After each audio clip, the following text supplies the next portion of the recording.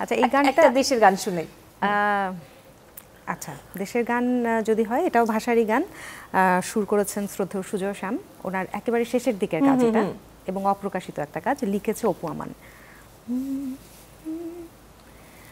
নদীর জলে ভাসাইয়াছি বাংলা ভাষার ভেলা, ঢেউয়ের তালে নিত সেথায় কত কথার খেলা।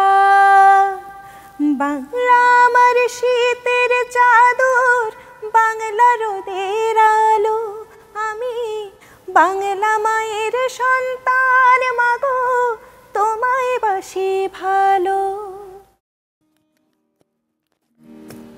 আমি তো এমনই, হয়তো একটু অন্যরকম। আমি তো এমনই, নাম না জানা পাখির মতন। আমি তো এমনই, যেন আছড়ে পড়া কোনো ঢেউ। আমি তো এমনই, আসলে কেমন জানলো না তো কেউ। আমি তো এমনই, এমনই তো আমি।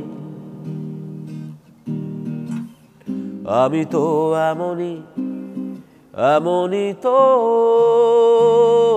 আমি। যেমনটা আমি বলেছিলাম, আপনার কাছে আমি জানতে চাই, সুর ছাড়া কবিতারা কি আছে এই বইতে? সুর ছাড়া কবিতারা নামের ভিতরেই বলা আছে কি আছে। কবিতা এখানে আমার যেসব কবিতা কখনো সুর করা হয় নাই, মানে গান হয়ে ওঠেনি, গান হয়ে ওঠে নাই, সেই কবিতাগুলোর সংকলন সুর ছাড়া কবিতারা। আমার কাছে যেটা হয়, আমি যেহেতু গানের মানুষ, আমার কবিতাগুলো আসলে সুর হয়ে গান হয়ে যায়। গত 22 বছরে আমার যেই কবিতাগুলো কখনো সুর করা হয়নি, সেই কবিতাগুলোর সংকলন এটা সুর ছাড়া কবিতারা। এটা আমার তৃতীয় কাব্যগ্রন্থ। আচ্ছা। এবং এখানে আমার প্রথম দুটো কাব্যগ্রন্থের যেই কবিতাগুলো সুর ছাড়া, সেগুলি আছে।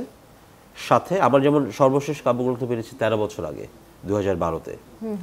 এই 13 বছরে আর যা যোগ হয়েছে সুর ছাড়া কবিতারা, সেগুলি যোগ হয়ে পুরো একসাথে একটা সংকলন। আমার এমনি একটু জানতে ইচ্ছে করছে যে এই গানগুলো, মানে গান যেগুলো হয়নি সেটাই তো সুর ছাড়া কবিতারা, কিন্তু এখান থেকে কোনোটার কি কোনো সম্ভাবনা আছে যেটা নিয়ে সুরের কাজ করা হবে? যেটা এত বছর হয় না, এটা হবে না।